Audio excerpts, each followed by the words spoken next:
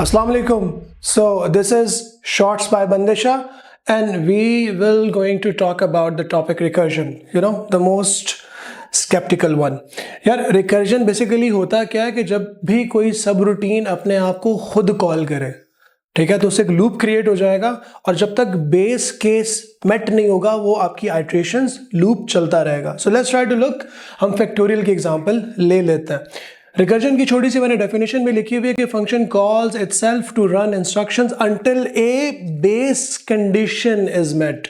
यहां पे इस जगह पे मैंने जो बेस कंडीशन है वो यहां पे लिखी हुई है, दिस वन.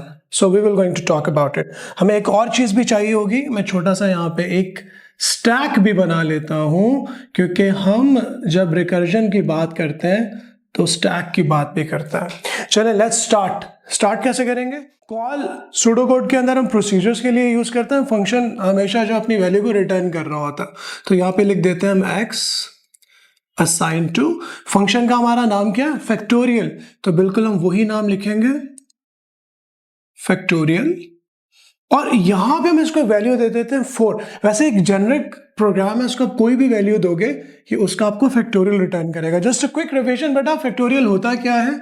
अगर यहाँ पे हमने 4 लिखा हुआ है तो इसका मतलब 4 फैक्टोरियल का मतलब मैथमेटिकल बात है ये, 4 multiply by 3 multiply by 2 multiply by 1 क्या होगा भाई, क्या होगा भाई बताओ, 24 होगा. सही है.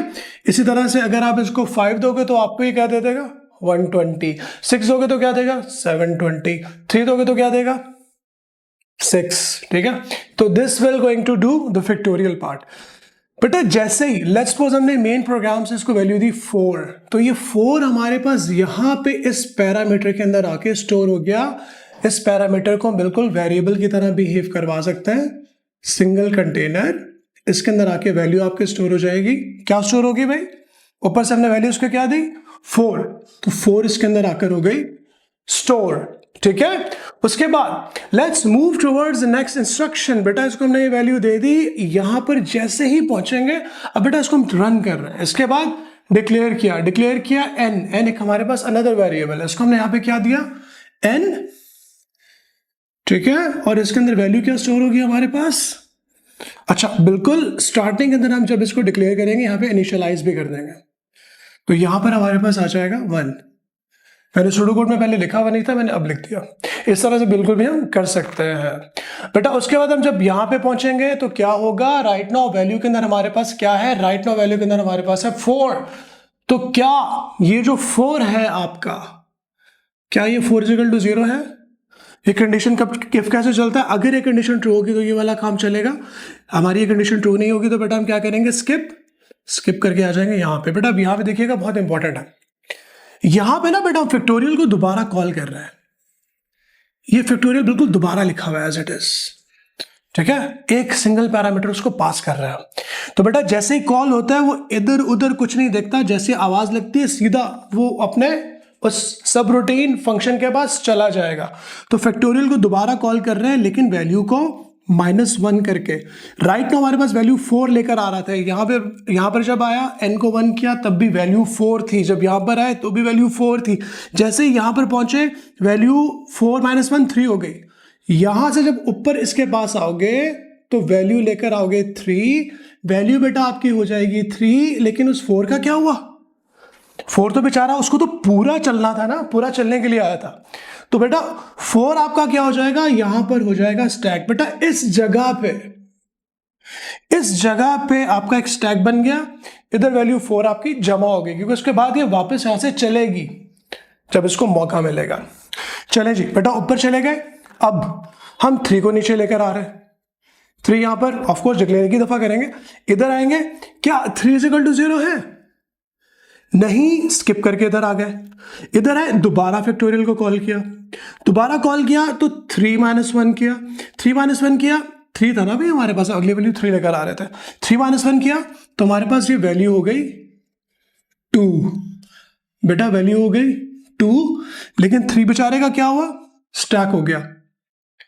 इस जगह पे स्टैक हो गया. यहां से दोबारा वापस इसको बाकी पूरा चलना है. बेटा ऊपर गए, 2 को लेकर नीचे यहां पे लेकर आएंगे, 2 को चेक करेंगे, 2 भी हमारा 0 नहीं होगा. तो स्किप करके इधर आ जाएंगे, इधर आएंगे, तो 2 - 1 कितना हो गया भाई? 1 हो गया ना।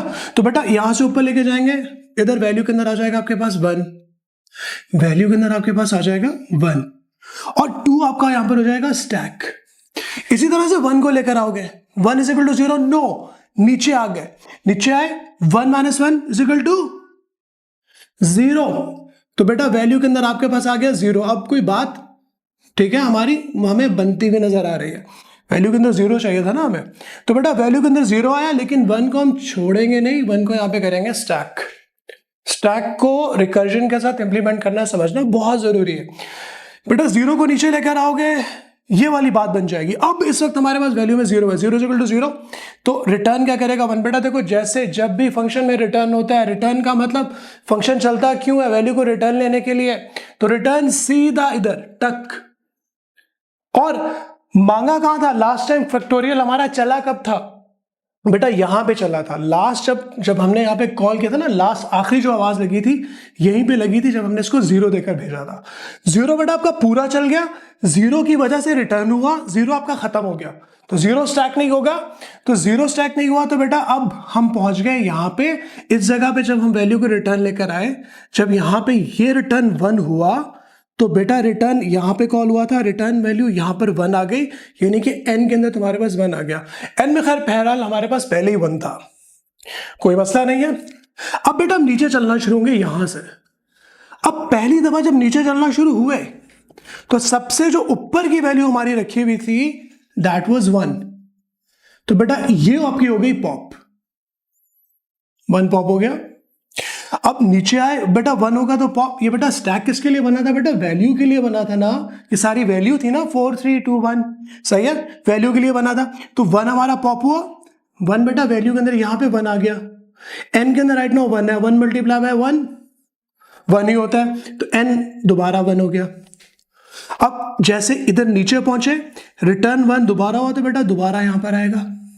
खैर अनफॉर्चुनेटली दोबारा हमारे पास एक बार फिर 1 ही आ गया, तो जब दोबारा रिटर्न 1 हुआ तो 1 ही आ गया, कोई मसला नहीं है, इसको आगे लेके चलते हैं। बेटा अब जब नीचे चलेंगे जैसे दोबारा, बेटा 1 आपका देखो पूरा चल गया, रिटर्न हो गया, तो 1 आपका पॉप होके खत्म हो गया। जब जैसे ही नीचे आओगे तो अगली वैल्यू करोगे पॉप,